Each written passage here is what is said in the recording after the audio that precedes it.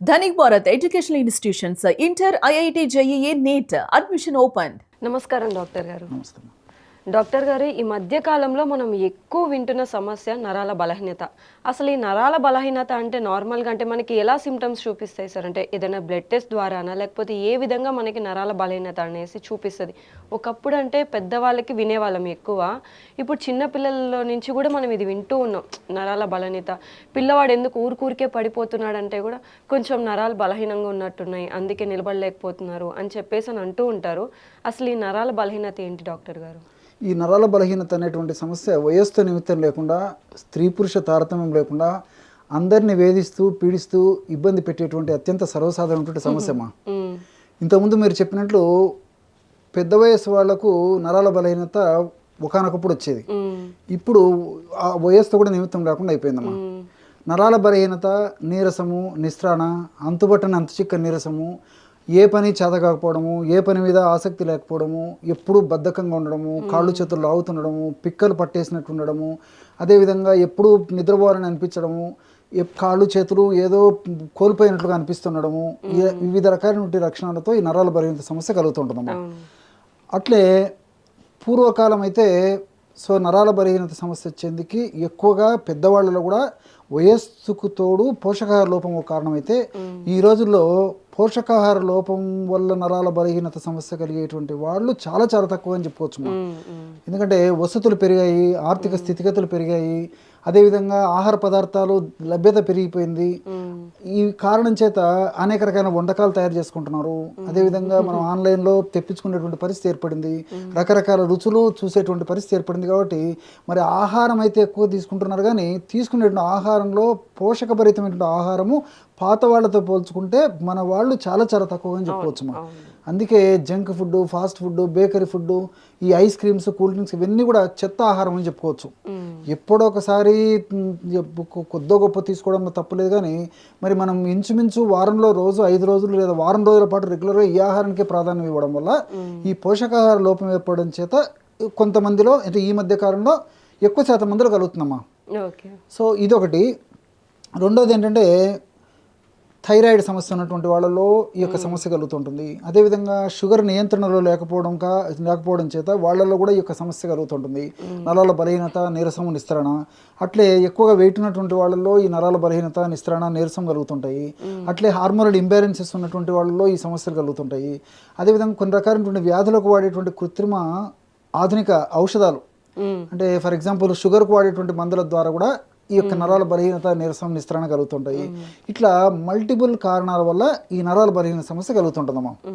So ఇవన్నీ చెప్పేసరికి మీకు సందేహం కూడా వస్తూ ఉంటుంది, మరి పరీక్షలు చేస్తే ఇవన్నీ తెలిసిపోతాయి కదా డాక్టర్ గారు అని చెప్పేసి. కానీ పరీక్షల్లో కొన్ని రకాలైనటువంటి నరాల బలహీనత సమస్యకు తెలుస్తాయమ్మా. ఫర్ ఎగ్జాంపుల్ షుగర్ ఎక్కువ ఉన్నప్పుడు ఏదైనా నరాల బలహీనత వస్తే షుగర్ వల్ల ఈ యొక్క సమస్య కలిగిందని, థైరాయిడ్ సమస్య ఏదైనా ఉన్నప్పుడు ఆ యొక్క లక్షణాలు ఏదైనా కలిగితే థైరాయిడ్ వల్ల కలిగిందని. కొంతమందికి పరీక్షలు అన్నీ నార్మల్గా ఉంటాయి. సో వ్యాధి నిర్ధారణలో భాగంగా వైద్యులు రక్త పరీక్ష, తర్వాత మూత్ర పరీక్ష, స్కానింగ్, తర్వాత ఎంఆర్ఐ, సిటీ స్కాన్స్ ఇవన్నీ చేయిస్తారమ్మా. అన్నీ నార్మల్గా ఉంటాయి. సో పేషెంట్లు ఏమవుతారంటే ఇంత డబ్బు ఖర్చు పెట్టుకున్నా కానీ మాకేమో మరి డాక్టర్ గారు ఏమో నార్మల్గా ఉందని చెప్తున్నారు, మా సమస్య ఎట్లా రోజు రోజుకి ఇబ్బంది అవుతుందని చెప్పేసి చాలా మానసికంగా కుంగిపోతుంటారమ్మా. డాక్టర్ గారు ఛాంబర్లో ఉన్నంతసేపు మాత్రము డాక్టర్ గారు ధైర్యంగా భరోసా చెప్తారు, ఏం కాదులేండి, మీకు ఏదైనా ప్రాబ్లం ఉంటే కదా కంగారు పడాల్సింది, టయానికి ఆహారం తీసుకోండి, టయానికి రెస్ట్ తీసుకోండి, బాగా మంచిగా ఉండండి, దీంట్లో అయితే ఏం లేదండి అని చెప్పి భరోసా ఇస్తారు.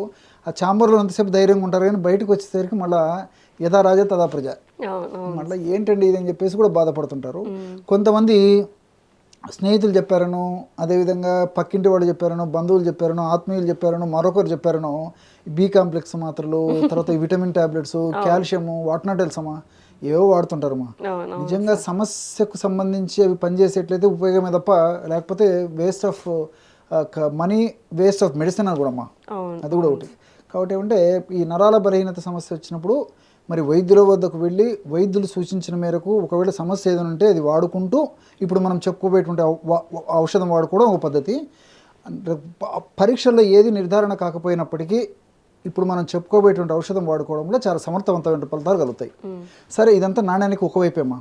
అసలు నరాల బలహీనత సమస్య ఎందుకు కలుగుతుందంటే మన దేహంలో కణాల్లో శక్తిని కలుగజేసేటువంటి మైటోకాండ్రియా అనేటువంటి భాగాలు ఏవైతే ఉన్నాయో ఆ భాగాలు ఉత్పత్తి సరిగ్గా లేకపోవడం చేత, అవి ఉత్పత్తి సరిగ్గా కాకపోవడం చేత, అవి సరిగా పనిచేయకపోవడం చేతనే నరాల బలహీనత కలుగుతూ ఉంటుంది.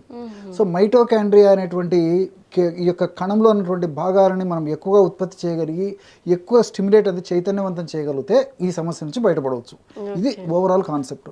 ఇంకో కొంతమందికి ఏంటంటే ఈ నరాల బలహీనత వచ్చినప్పుడు ఈ నరం అంటే ఈ నర్వ్ యొక్క కణం చుట్టూ కణ పొర వచ్చేసి మైలిన్ షీత్ అంటారమ్మా. ఆ మైలిన్ షీత్ కూడా డ్యామేజ్ కావడం వల్ల కూడా ఈ నరాల బలహీనత, పోటు, తర్వాత కాళ్ళు చేతులు మంటలు, కాళ్ళు చేతులు తిమ్మిర్లు, మొద్దుబారినట్టు ఉండము, ఈ లక్షణాలన్నీ కూడా కలుగుతుంటాయమ్మా. కాబట్టి అంటే సరే సమస్య దేనివల్ల వచ్చినప్పటికీ ఇప్పుడు మనం చెప్పుకోబోయేటువంటి ఔషధం వాడుకోవడం వల్ల అన్నీ మనకి సైడ్ బెనిఫిట్స్ ఉంటాయి, ఎలాంటి సైడ్ ఎఫెక్ట్స్ కూడా ఉండవమ్మా. అవును అవును సార్.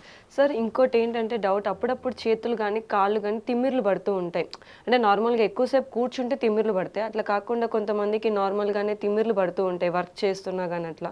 సో అది కూడా నరాల బలహీనతకి ఒక కారణం అయి ఉండొచ్చా సార్? ఎస్ అమ్మా, అది కూడా కొంతవరకు నరాల బలహీనత సమస్య కారణం కావచ్చమ్మా. బ్లడ్ సర్క్యులేషన్ సరిగ్గా లేకపోవడం చేత జరగా ఆ సమస్య కలుగుతుంటుంది, కాబట్టి ఇది కూడా కొంతవరకు కారణమా. సో సార్ మరి ఈ నరాల బలహీనత కోసం మీకున్న అనుభవంలో ఏదైనా ఆయుర్వేదం చిట్కా ఏదైనా చెప్తారా సార్? చాలా ఉన్నాయమ్మా. అందరూ వాడుకోదగ్గ సూక్ష్మంలో మోక్షం అన్న పద్ధతిలో అందరికీ పడదగ్గ మంచి రెమెడీ చెప్తాను చూడమ్మా. మా ఎక్స్పీరియన్స్ రెమెడీ చెప్తాను చూడండి. దీనికి కావాల్సిన పదార్థాలు 3 అమ్మా. అశ్వగంధ చూర్ణము ఒక 10 గ్రాములు, లవంగాలను వేయించి చేసినటువంటి చూర్ణం 10 గ్రాములు, దాల్చిన చెక్క చూర్ణం 10 గ్రాములు. అశ్వగంధ అందరికీ తెలిసినటువంటిదమ్మా. ఈ మధ్యకాలంలో ఒక భారతదేశంలోనే కాకుండా ప్రపంచవ్యాప్తంగా కూడా మరి ఆయుర్వేద వైద్యానికి అత్యంత ప్రజాదరణ ప్రఖ్యాతి తీసుకొచ్చినటువంటి ఔషధ మొక్కల్లో అశ్వగంధ కూడా చెప్పుకోవచ్చమ్మా. కాబట్టి ప్రపంచవ్యాప్తంగా కూడా గుర్తింపు వచ్చింది ఈ అశ్వగంధకి. మనకి అశ్వగంధ పౌడర్ దొరుకుతుంది, అదొక 100 గ్రాములు తీసుకోవాలి. ఒక 10 గ్రాములు లవంగాలను వేయించేసి పౌడర్ చేసేసి ఒక 10 గ్రాములు కలపాలి. ఒక 10 గ్రాములు మంచి దాల్చిన చెక్క పౌడర్ చేసి అది కూడా కలిపేసేయాలమ్మా. ఈ మొత్తం 3 పౌడర్లు కలపడం వల్ల బ్రహ్మాండమైనటువంటి నర్వస్ వీక్నెస్ని తగ్గించేటువంటి ఔషధం రెడీ అయిపోతుంది. ఈ యొక్క ఔషధాన్ని ఒక గాజు సీసాలో నిల్వ ఉంచుకొని రోజు సమస్య తీవ్రంగా ఉంటే రోజు 2 సార్లు వాడుకోవచ్చమ్మా. ఉదయం ఆహారానికి అరగంట ముందు, రాత్రి పడుకునేటప్పుడు. సమస్య కొద్దిగా ఉంటే రోజు రాత్రిపూట ఒక్కసారి మాత్రం పడుకునేటప్పుడు తీసుకుంటే సరిపోతుంది. ఈ యొక్క పౌడర్ని పెద్దవాళ్ళందరూ కూడా ఒక 1/2 టీ స్పూన్ డోసు ఒక ప్రమాణంగా ఒక 1/2 టీ స్పూన్ పొడి అంటే ఇంచుమించు 1 నుంచి 1.5 గ్రామ్ వరకు వాడుకోవచ్చుమా. సో అంత పొడిని కప్పు పాలతో కానీ లేకపోతే తేనె వాడదేటువంటి వాళ్ళందరూ కూడా తేనెతో కలిపి వాడుకోవచ్చుమా. ఈ విధంగా రెగ్యులర్గా వాడుకోవడం వల్ల నరాల బలహీనత సమస్య నుంచి చాలా చక్కగా బయటపడవచ్చు, చాలా త్వరగా బయటపడవచ్చు. చిన్నపిల్లలు అయితే మాత్రం వాళ్ళ వయస్సును బట్టి, వ్యాధి యొక్క స్థితిని బట్టి, వ్యాధి యొక్క అవస్థను బట్టి, సీజన్ బట్టి ఒక 3 చిటికెల నుంచి 7-8 చిటికెల వరకు వాడుకోవచ్చుమా. చిటిక అంటే పించ్ అనమాట. సో 3 నుంచి 7 చిటికెలు లేదా 8 చిటికెల వరకు ఆ యొక్క పౌడర్ని తేనె వాడదేటువంటి వాళ్ళందరూ తేనెతో వాడుకోవచ్చు, లేకపోతే పాలలో కలిపి తీసుకోవచ్చమ్మా. సో ఈ విధంగా వాడుకోవడం వల్ల చాలా త్వరగా రిజల్ట్స్ వస్తాయి. అంతేకాకుండా ఈ అశ్వగంధలో ఉన్నటువంటి కొన్ని రకాలైనటువంటి గ్లైకాన్స్ అనేటువంటి రసాయన పదార్థాలు ఈ మైటోకాండ్రియా సంఖ్యను పెంచుతాయమ్మా. అట్లే విధంగా మైటోకాండ్రియాను చైతన్యవంతంగా చేసేందుకు కూడా ఇవి ఉపయోగపడతాయి. అంతేకాకుండా ఈ అశ్వగంధలో ఉన్నటువంటి విథనాలైడ్స్ అనేటువంటి పదార్థం యొక్క గుణం ఏంటంటే మైలిన్ షీత్ అంటే ఈ యొక్క నరువు కణం చుట్టూ ఉండేటువంటి ఈ యొక్క పొర ఏదైతే ఉందో ఆ పొరను కాపాడేందుకు, పొరను దృఢంగా ఉంచేందుకు కూడా ఈ యొక్క వైథనాలైడ్స్ అనేటువంటి రసాయన పదార్థాలు ఉపయోగపడతాయమ్మా. అంతేకాకుండా ఇందులో ఉన్నటువంటి లవంగాలు ఉన్నటువంటి యూజినాలు, దాల్చిన చెక్కలు ఉన్నటువంటి సినిమాల్డిహైడ్, సిసమిక్ యాసిడ్ ఇవన్నీ కూడా ప్రత్యక్షంగా పరోక్షంగా ఈ నరాల బలహీనత సమస్య తగ్గేందుకు చాలా చక్కగా ఉపయోగపడతాయమ్మా. డాక్టర్ గారు అంటే ఇప్పుడు చాలా మందికి పాలు పడవు, అలాగే తేనె కూడా తీసుకోరు. సో అలాంటి వాళ్ళు మరి వాటర్లో మిక్స్ చేసుకుని ఏమన్నా తీసుకోవచ్చా డాక్టర్ గారు? వాడుకోవచ్చమ్మా. ఒకవేళ మీరు అన్నట్లు తేనె కొంతమంది వాడాలంటే ఇష్టపడరు, కొంతమంది వాడకూడదు కూడా. అలాగే పాలు కొంతమంది ఇష్టపడరు, కొంతమంది వాడరు. సో మీరు అన్నట్టు జస్ట్ వాటర్తో కలిపి కూడా తీసుకోవచ్చమ్మా. జస్ట్ ఒక 50 ml లేదా 100 ml వాటర్ తీసుకొని వాటర్లో నేను చెప్పినటువంటి క్వాంటిటీలో మెడిసిన్ కలిపేసి తీసుకున్నా సరిపోతుందమ్మా. అంటే నార్మల్గా అందరికి వచ్చే డౌట్ ఏంటంటే ఎప్పుడు తీసుకోవాలి? కొంతమంది వచ్చి పడగడుపునే లేవంగానే తీసుకోవాలని అంటారు, కొంతమంది అన్నం తిన్న తర్వాత అని చెప్పేసి అని అంటూ ఉంటారు. సో ఎటువంటి టైంలో మనం తీసుకోవాల్సి వస్తుంది? మార్నింగ్ ఆహారానికి టిఫిన్ చేసేదానికి ఒక అరగంట ముందు తీసుకుంటే సరిపోతుంది. మళ్ళీ రాత్రి బెడ్ టైం తీసుకుంటే సరిపోతుంది. సమస్య తీవ్రంగా ఉంటే 2 సార్లు, లేకపోతే జస్ట్ నైట్ ప్రతిరోజు వాడినా సరిపోతుందమ్మా. ఓకే. అంటే ఇది తీసుకోవడం వల్ల మనకి ఎటువంటి సైడ్ ఎఫెక్ట్స్ అంటే మోషన్స్ అవ్వడం కానీ ఆ ఫీలింగ్స్ అయితే ఏం రావు కదా? రావమ్మా, అన్ని సైడ్ బెనిఫిట్స్ ఉంటాయి. దీనివల్ల మల్టిపుల్ బెనిఫిట్స్ ఉంటాయి కానీ ఎలాంటి సైడ్ ఎఫెక్ట్స్ అయితే ఉండవమ్మా. ఓకే సార్, చాలా చక్కగా వివరించారంటే చాలా మంది కూడా ఈ నరాల వీక్నెస్ అసలు ఎందుకు వస్తుంది అనేది కూడా తెలియదు వాళ్ళకి. తెలియక ఏవేవో మందులు యూజ్ చేస్తూ ఉంటారు. దానివల్ల కొంతమంది వెయిట్ పెరిగిపోవడం కానీ లేకపోతే ఆ మందుల వల్ల ఇంకో సైడ్ ఎఫెక్ట్స్ రావడం కానీ జరుగుతుంది. కానీ మీరు అనుభవంతో ఎంతో అంటే మన ఇంట్లోనే చక్కగా ఎప్పుడు దొరికే వస్తువులతో చాలా చక్కగా వివరించారు. థ్యాంక్స్ గురువు గారు. ఓకేమ్మా.